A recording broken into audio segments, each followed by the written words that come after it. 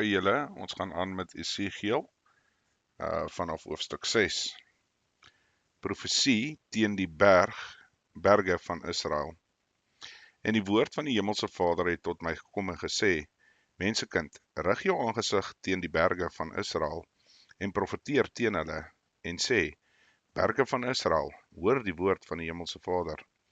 So sê die hemelse Vader, vir die berge en vir die heuwels en vir die klowe en vir die dal.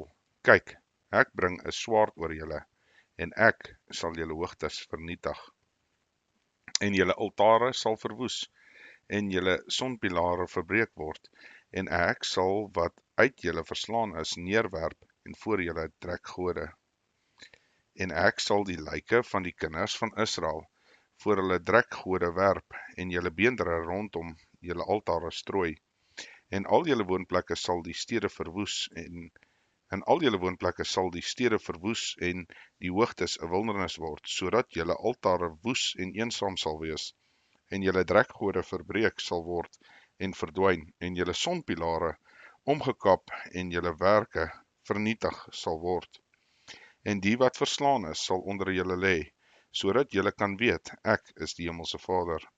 Maar ek sal 'n oorblyfsel bewaar, deurdat daar vir julle sommige sal wees wat onder die nasies die swaard ontvlug, as julle verstrooi is in die lande.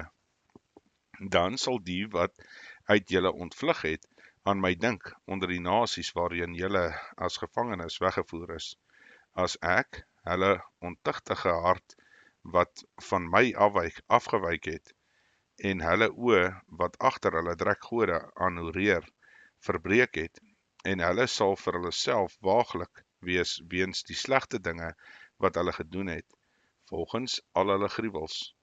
En hulle sal weet dat ek die hemelse Vader is. Ek het nie te vergeefs gespreek, dat ek hierdie onheil sal berokken nie. So sê die hemelse Vader, slaan in jou hand, en stamp met jou voet, en sê, wee oor al die grove gruweldade, wat die huis van Israel, omdat hulle deur die swaard, deur die honger en deur die pes moet val. Hy wat ver is, sal deur die pes sterwe, en hy wat naby is, sal deur die swaard val, en hy wat oorgebly het en gespaar is, sal deur die hongersnood sterwe. So sal ek dan my grimmigheid teen hulle laat uitwoed, en julle sal weet dat ek die hemelse Vader is. As die wat uit hulle verslaan is, onder hulle trekgode lê, rondom hulle altare, op elke hoë heuwel, op al die bergtoppe, en onder elke groen boom, onder die plek waar hulle aan hulle trekgode 'n lieflike offergeer gebring het, en ek sal my hand teen hulle uitstrek, en ek sal die land 'n wildernis maak, en 'n woestyny, van die woestyn af tot by Ribla, in hulle woonplekke, en ek sal weet dat ek die hemelse Vader is. Tot sover. Okay, ons gaan aan met hoofstuk 7. Die einde kom, die einde kom. Daarna het die woord van die hemelse Vader tot my gekom en gesê, en jy mensekind, so spreek die hemelse Vader tot die land van Israel, die einde het gekom, oor die vier hoeke van die land. Nou is die einde oor jou, en ek sal toorn teen jou uitstuur, en jou oordeel volgens jou weë, en al jou gruwels op jou laat neerkom. En my oog sal jou nie verskoon nie, en ek sal nie spaar nie, maar ek sal jou wandel op jou laat neerkom, en jou gruwels sal in jou midde wees, en julle sal weet dat ek is die hemelse Vader. So sê die hemelse Vader, onheil op onheil, kyk dit kom, einde kom, die einde kom, dit word wakker teen jou, kyk dit kom, die lotsveranderinge kom teen jou, inwoner van die land, die tyd kom, die dag is naby, rumoer en geen vreugdegeroep op die berge nie. Nou sal ek binnekort my grimmigheid oor jou uitgiet en my toorn teen jou laat uitwoed en jou oordeel volgens jou weë en al jou gruwels op jou laat neerkom. En my oog sal nie verskoon nie en ek sal nie spaar nie. Ek sal dit op jou laat neerkom volgens jou weë en jou gruwels sal in jou midde wees. En julle sal weet dat ek die hemelse Vader is wat slaan. Kyk, die dag, kyk, hy kom. Die lotsveranderinge het uitgegaan. Die roede het gebloei. Die trotsheid het uitgespreid. Die geweld het opgegroei tot 'n roede van goddeloosheid. Niks van hulle sal oorbly nie, of van hulle menigte, of van hulle gedruis, en niks heerlik sal aan hulle wees nie. Die tyd het gekom, die dag is naby. Laat die koper nie bly wees nie, en laat die verkoper nie treur nie, want die toorngloed is daar oor die hele menigte van die land. Want die verkoper sal teruggaan na wat verkoop is nie, en ook as hy nog in die lewe is, want die gesig aangaande die hele menigte van die land sal nie herroep word nie, en niemand sal homself deur ongeregtigheid in sy lewenskrag versterk nie. Hulle blaas met trompet en maak alles klaar, maar niemand trek na die oorlog toe nie, want my toorngloed is oor die hele menigte van die land. Die swaard buite en die pes en die hongersnood binne. Hy wat in die veld is, sal deur die swaard sterwe, en hy wat in die stad is, hom sal die hongersnood en die pes verteer. En die wat hulle ontvlug, sal ontvlug, maar hulle sal op die berge wees, soos duwe van die klowe, wat almal klaag, elkeen vanweë sy ongeregtigheid. Almal se hande sal slap word, en almal se knieë sal wegvloei soos water. Ook sal hulle rouklere aangord, en angs sal oor hulle oordek. En oor al die aangesigte sal skaamte wees, en op hulle hoofde 'n kaalte. Hul silwer sal hulle op die strate gooi, en hulle goud sal 'n voorwerp van afskuw wees. Hulle silwer en hulle goud sal hulle nie kan red in die dag van grimmigheid nie, van die hemelse Vader. Hulle siel sal hulle daarmee nie versadig of hulle ingewande daarmee vul nie, want dit was die struikelblok tot hulle ongeregtigheid. En die pragtige sieraad daarvan het hulle as voorwerp van die trots opgestel, en die beelde van hulle gruwels, hulle verfoeisels, het hulle daarmee gemaak. Daarom het ek dit vir hulle tot 'n voorwerp van afskuw gemaak, en ek sal dit in die hand van die vreemdes oorgee, as roof aan die goddelose van die aarde, as byt dat hulle dit ontheilig. Ook sal ek my aangesig van hulle afwend, en hulle sal my skat ontheilig. Inbrekers sal daar inkom, en dit onheilig. Maak 'n ketting klaar, want die land is vol bloedgerigte, en die stad is vol geweld. Daarom sal ek kwaadaardigste nasie laat kom, wat hulle huise in besit sal neem, en ek sal die trots van die sterkes laat ophou, en hulle heiligdomme sal ontheilig word.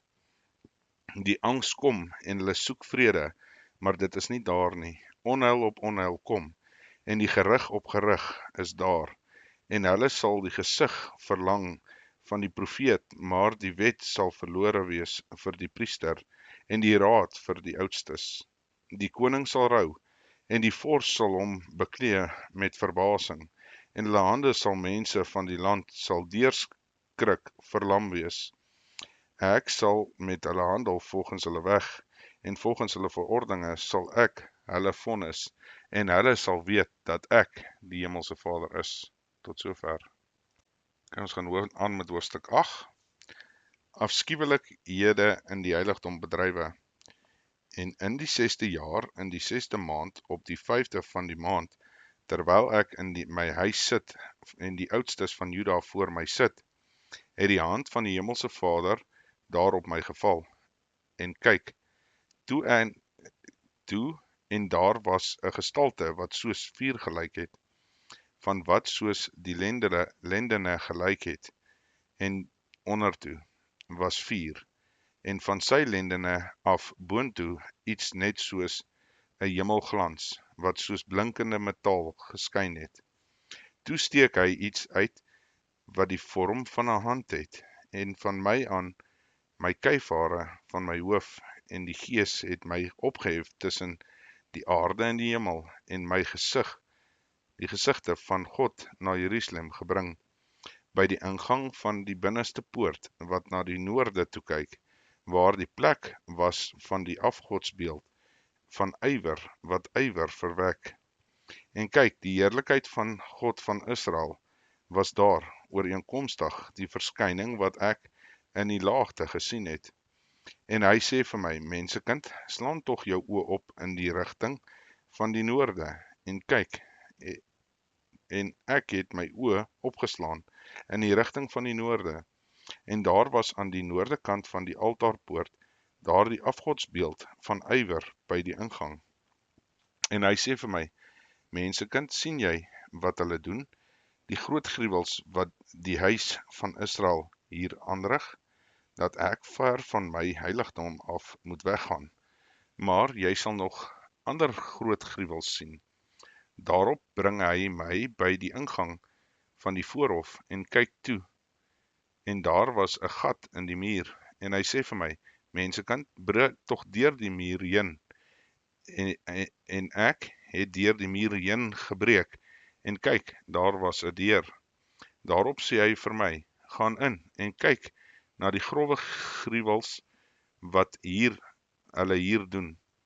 Ek gaan toe in en kyk, en daar was allerhande afbeeldinge van afskuwelike kruipende en viervoetige diere, allerhande drekgode van die huis van Israel, wat al rondom op die muur uitgesny was. En 70 manne uit die oudstes van Israel het daarvoor gestaan. Jasanja, die seun van Safan, onder hulle, en elkeen het sy wierookpan in sy hand gehad, en die geur van die wolk van die reukwerk het opgegaan.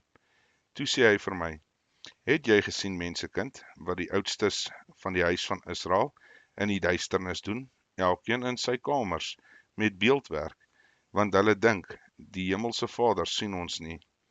Die Hemelse Vader het die land verlaat. En hy sê vir my, jy sal nog ander groter gruwels sien wat hulle doen. Hy het my toegebring na die noordelike ingang van die poort by die huis van die Hemelse Vader. En kyk, daar het die vroue gesit wat Tammuz beween. En hy sê vir my, het jy dit gesien, mensekind? Jy sal nog ander gruwels groter as hierdie sien. Toe bring hy my na die binneste voorhof van die huis van die Hemelse Vader, en kyk, by die ingang van die tempel van die Hemelse Vader, tussen die voorportaal en die altaar, was omtrent 25 man, met hulle rug na die tempel van die Hemelse Vader, en hulle gesig na die ooste, en hulle het al voor die son neergebuig na die ooste.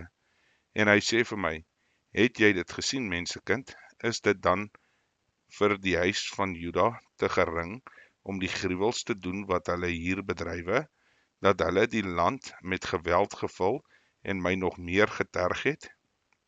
En kyk, hoe hulle die druiwetak by hulle neus hou. Daarom sal ek ook in grimmigheid handel, my oog sal nie verskoon nie, ek sal nie spaar nie, en al roep hulle hardop voor my ore, nogtans sal ek na hulle nie luister nie. Tot sover. Kyk julle, ons gaan aan met hoofstuk 9, kastyding oor Jerusalem. Daarna het hy hardop voor my ore geroep en gesê, kom nader, geregsdienaars van die stad, en elkeen met sy verwoestende wapen in sy hand. En kyk, 6 manne kom met die pad van die boonste poort, wat na die noorde toe lê, en elkeen met sy wapen in sy hand, om mee te verbrysel. En onder hulle 1 man, wat met linne bekleed was, met 'n skrywer en 'n inkpot aan sy heupe. En hulle het gekom en vlak by die koperaltaar gaan staan. En die heerlikheid van God van Israel het opgestyg van die gerub waar dit op was, na die drempel van die huis toe. En hy het na die man geroep, wat met die linne bekleed was, wat die skrywer se inkpot aan sy heup gehad het. En die Hemelse Vader sê vir hom, trek dwars deur die stad, dwars deur Jerusalem, en maak 'n teken op die voorhoofde van die manne wat sug en steen oor al die gruwels wat daaraan gedoen word. Maar aan die ander sê hy, hoor voor my ore, trek agter hom aan die deur die stad en slaan, laat julle oog nie verskoon nie, en moenie spaar nie. Slaan dood grysaards, jong manne, jong dogters en kinders en vroue tot vernietiging toe. Maar raak aan niemand op wie die teken is nie, en begin by my heiligdom. En hulle het begin by die manne, die oudstes wat voor die huis was. En hy sê vir hulle, verontreinig die huis en maak die voorhoewe vol met mense wat verslaan word, trek uit, en hulle het uitgetrek en geslaan in die stad. En toe hulle besig was om neer te slaan, en ek oorgebly het, het ek op my aangesig geval en uitgeroep en gesê, ag Hemelse Vader, gaan u die hele oorblyfsel van Israel vernietig, deurdat u grimmigheid oor Jerusalem uitgiet? Toe sê hy vir my, die ongeregtigheid van die huis van Israel en van Juda is buitengewoon groot, en die land is vol bloedskuld, en die stad is vol regsverbreking, want hulle sê, die Hemelse Vader het die land verlaat, en die Hemelse Vader sien nie. En daarom ook, wat my aangaan, my oog sal nie verskoon nie, en ek sal nie spaar nie, ek sal hulle wandel op hulle hoof laat neerkom. En kyk, die man wat met 'n linne bekleed was, aan wie se heupe die inkpot was, het berig gebring en gesê, ek het gedoen soos u beveel het. Tot sover. Ons gaan aan met hoofstuk 10, die tweede gesig van die gerubs. Daarna het ek gekyk, en daar op die uitspansel oor die hoof van die gerubs, iets soos 'n safiersteen, iets wat soos 'n gestalte van 'n troon gelyk het oor hulle sigbaar geword, en hulle het die man aangespreek wat met die linne bekleed was, en gesê, gaan intussen die radwerk onder die gerub in, en vul jou 2 hande met gloeiende kole tussen die gerubs vandaan, en dan strooi dit oor die stad. Toe gaan hy voor die oë daarin, en die gerubs het aan die regterkant van die huis gestaan, toe die man daar ingaan, en die wolk het die binneste voorhof gevul. Toe het die heerlikheid van die Hemelse Vader van die gerubs af opgestyg oor die drempel van die huis, en die huis is gevul met die wolk, en die voorhof was vol van die glans van die Hemelse Vader se heerlikheid. En die geruis van die gerubs se vlerke is gehoor tot in die buitenste voorhof, soos die stem van die Almagtige God, as hy spreek. En toe hy aan die man, wat met die linne bekleed was, bevel gegee het, deur te sê, neem 4 tussen die radwerk tussen die gerubs uit, het hy ingegaan en langs die wiel gaan staan. Toe steek die gerub sy hand uit tussen die gerubs uit, na die 4 wat tussen die gerubs was, en hy neem daarvan en gee dit in die 2 hande van hom wat met die linne bekleed was, en het dit geneem en uitgegaan. En daar is aan die gerubs gesien die vorm van 'n mens se hand onder hulle vlerke. Toe het ek gekyk, en daar was 4 wiele langs die gerubs, telkens 1 wiel langs elke gerub, en die voorkoms van die wiel was soos die van 'n chrysoliet. En aangaande hulle voorkoms, al 4 het dieselfde voorkoms gehad, asof daar 'n wiel binne in 'n wiel was. As hulle gaan, het hulle na al 4 kante gegaan. Hulle het nie gedraai as hulle gaan nie, maar daar was waar die voorste een draai, het hulle agter hom aangegaan. Hulle het nie gedraai as hulle gegaan het nie. En hulle het hulle hele liggaam en hulle rug en hulle hande en hulle vlerke en die wiele was vol oë rondom aan al 4 wiele van hulle. Aangaande die wiele, hulle is voor my ore die radwerk genoem. En elkeen het 4 aangesigte gehad. Die eerste aangesig was die aangesig van 'n gerub, en die tweede aangesig was die aangesig van 'n mens, en die derde aangesig van 'n leeu, en die vierde aangesig van 'n arend. En die gerubs het opgestyg, en dit was die wese wat ek by die Kabar rivier gesien het. En as die gerubs gaan die wiele nasaan hulle. En as die gerubs hulle vlerke ophef om van die grond af op te styg, het die wiele ook nie weggedraai nasaan hulle nie. As die bly staan, staan hulle, en as dit opstyg, het hulle saam opgestyg, want die gees van die wese was in hulle. En die heerlikheid van die hemelse Vader het van die drempel van die huis af weggetrek en bo die gerubs gaan staan. En die gerubs het hulle vlerke opgehef en voor my oë van die grond af opgestyg, en toe hulle weggetrek het, en die wiele het gelyktydig met hulle saam, en hulle het gaan staan by die ingang van die oostelike poort van die huis van die hemelse Vader, terwyl die heerlikheid van God van Israel bo oor hulle was. Dit is die wese wat ek onder die God van Israel by die Kebar rivier gesien het. Ek merk toe dat dit gerubs was. Elkeen het 4 aangesigte en elkeen het 4 vlerke gehad. Iets in vorm van mensehande was onder hulle vlerke.